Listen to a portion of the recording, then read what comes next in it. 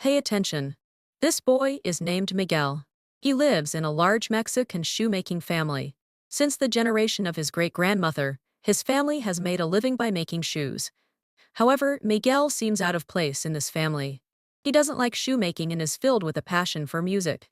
Whenever he hears music playing, Miguel's eyes will light up, and his body will involuntarily move to the rhythm. His greatest dream is to become a musician like the music god, Ernesto de la Cruz, standing on a magnificent stage and conquering the world with his music. However, in this family, music is absolutely prohibited. The reason given by his family is simple. Miguel's great-great-grandfather abandoned and his wife and children in pursuit of his musical dream and never returned. Only his great-great-grandmother was left to support the family alone, raising the children by making shoes. This painful past has made the whole family loathe music deeply. Every time Miguel secretly listens to music or plays with those musical instruments, he will be severely rebuked by his family, but none of these can extinguish the fire of his love for music in his heart. On the eve of the Day of the Dead, Miguel accidentally discovers that the music god, Ernesto de la Cruz, whom he adores, turns out to be his great-great-great-grandfather. This astonishing discovery makes Miguel extremely excited.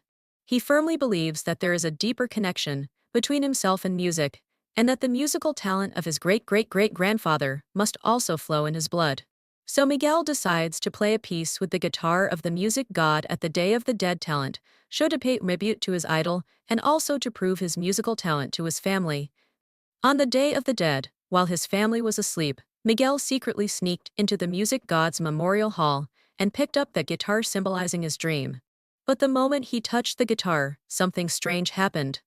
Everything around him began to become illusory, and Miguel found that he had actually traveled to a colorful and fantastical world of the dead. There were all kinds of strange skeletons everywhere singing and dancing, and it was very lively. Miguel was both frightened and at a loss. In this strange world, Miguel met his deceased relatives, his great-great-grandmother, great-grandfather, and other elders. Although they had turned into the appearance of skeletons, they still cared about Miguel. Miguel thought that he could get his family's support for his musical dream here, but unexpectedly, his great-great-grandmother still firmly opposed his contact with music. She gave Miguel her blessing and asked him to return to the real world, on the condition that Miguel must give up music and return to the right track of the family's shoemaking business. Miguel was extremely disappointed. He was not willing to give up his dream like this, so he secretly slipped away when his family wasn't paying attention.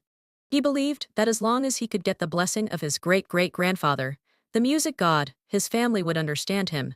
Hector was skinny, but had a unique sense of humor and optimism. He promised to take Miguel to find the music god, on the condition that when Miguel returned to the real world, he would enshrine Hector's photo so that Hector could continue to exist in the world of the dead. Miguel and Hector went through many hardships along the way. They passed through the bustling market of the dead, and avoided all kinds of strange traps and dangers. Finally, they found the luxurious palace of the music god, Ernesto de la Cruz. The music god's palace was resplendent, with his statues and posters everywhere, demonstrating his glory and status.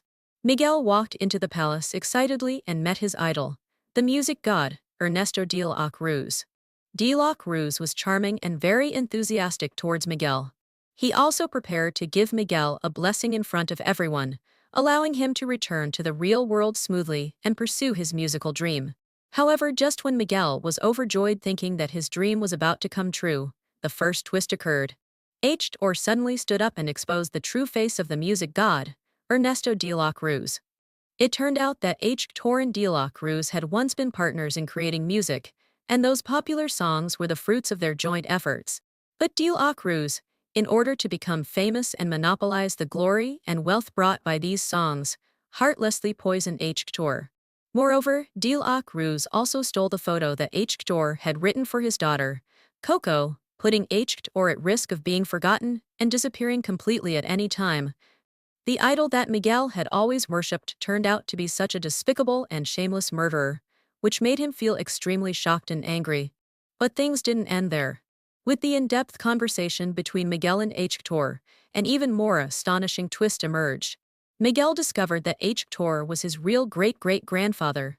It turned out that back then, his great-great-grandfather, Hector left home to roam around in pursuit of his musical dream and met De La Cruz. During the process of creating music, Hector missed his wife and daughter at home extremely. He decided to give up music and return to his family. But De La Cruz, for his own selfish desires, brutally killed him.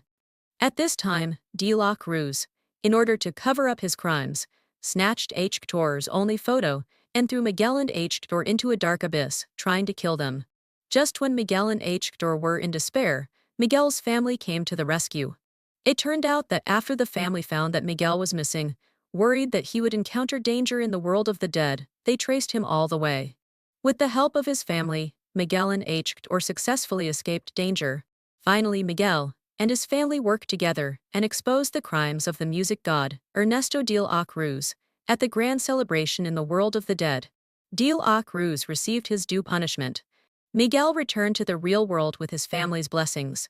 After returning to the real world, Miguel not only realized his musical dream, but also made his family accept music again. He used music to awaken his great-grandmother Coco's memory of her father, Hector, so that his great-great-grandfather would not disappear completely due to being forgotten. From then on, Miguel's family no longer rejected music. Music became a bridge connecting the family's affection and dreams. On every day of the dead, they would use music to remember their deceased relatives and pass on this deep love and warmth.